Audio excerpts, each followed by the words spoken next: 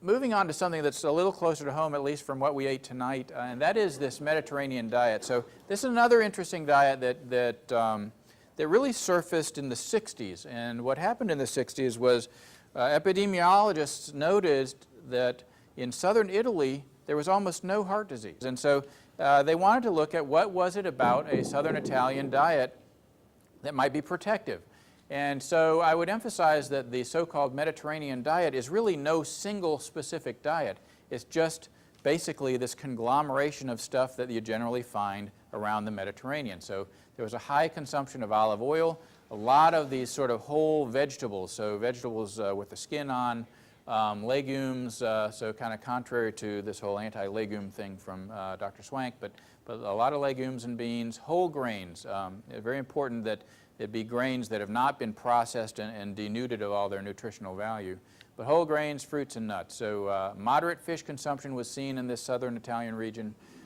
Very much reduced saturated animal fat, but not no saturated fat. They eat beef products there, but they do fortunately drink a lot of red wine. And so this whole notion that a diet with olive oil and fruits and nuts and whole grains and red wine is healthful came from these observations in southern Italy. And it turns out that this diet is really good for a lot of different things. This is in a nutshell what we're looking at. We're looking at plenty of water, so don't become dehydrated. We're looking at increasing the fiber intake, and fiber is very important for promoting sort of bowel regularity and reducing the side effects of a neurogenic bowel, constipation and the like. 5 servings of fruit and vegetables, reducing your fats overall. So you want to make fat in general a smaller part of your diet, and in particular you want to avoid these trans fats and the saturated fats and try to get into sort of the liquidy stuff like the olive oil that you have here, corn oil and the like. And then, so no more than 30% of your calories should be fat, no more than 7% of your calories should be trans fats, and you should eat fish much more regularly than I do. I think that fish is really, it turns out it really is brain food. So let's try to eat more fish in our diet, especially the kinds of fish we've been talking about. Salmon in particular is very, very helpful. Reducing the amount of refined sugars in your diet.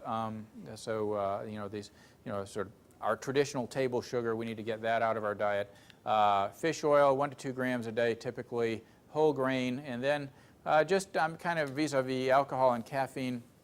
Red wine notwithstanding, too much alcohol is unhealthy for the brain, and caffeine can be very irritating to the bladder. So for patients with neurogenic bladder and trouble with urinary frequency, caffeine can be an offending agent there. Become a label reader. I just never read a label until last year, and it's really quite surprising what you can find there, and it's really very readable. So just spend a little time looking at some of these from now on. Look at foods that you like next to foods you don't like that are of a similar variety, and start comparing numbers.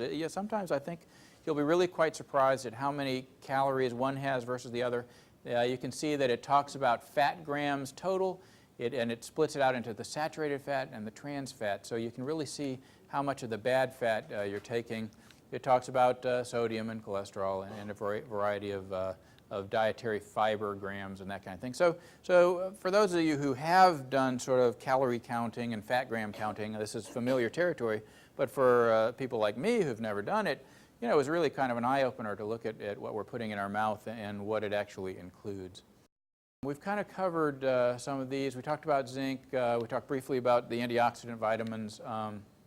And then vitamin B12 does come up quite a bit. In the old days, vitamin B12 deficiency was really pretty common in the 1800s and early 1900s because people didn't have enriched diets, and oftentimes they had stomach ailments that prevented them from absorbing vitamin B12.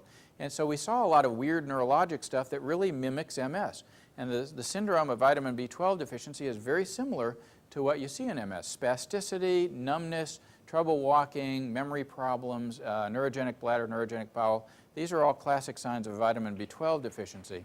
And so it's important, I think, that we keep an eye on patients' B12 levels just to make sure that we're not missing a very, very treatable medical condition. Carbohydrates, I'm not going to dwell on this, just to say that all carbohydrates are not created equal. You know, those of us who kind of grew up in the Wonder Bread era, we're just so used to white bread and white flour and processed rice, and so everything's white, right?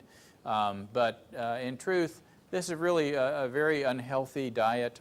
We are much better getting we got to have carbohydrates. We live on carbohydrates, but we ought to be seeking them out in whole fruits and vegetables and whole grains. And so I think a take-home lesson with regards to carbs is that we really want to try to get them from these sources rather than these.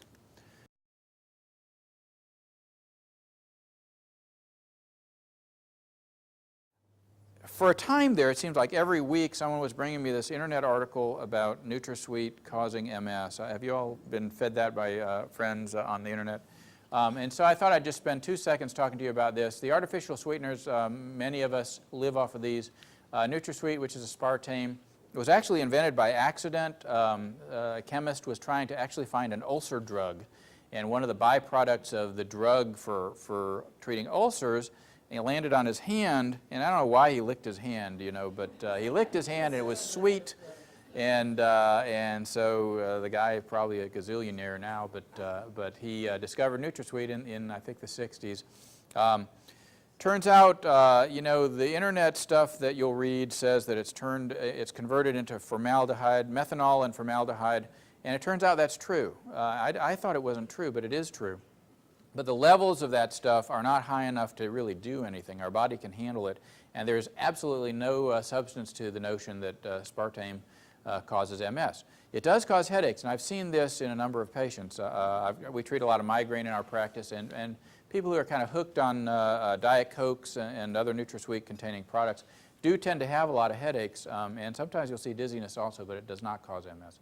Splenda is kind of growing in popularity. Splenda is a completely neutral form of sucralose, which really isn't absorbed by the body. It's not used metabolically, but I think it's 600 times sweeter than sugar is what they said. So anyway, that also was found by accident. I don't know if he licked his hand or how exactly that happened, but it was found by accident. In fact, as many things in medicine are.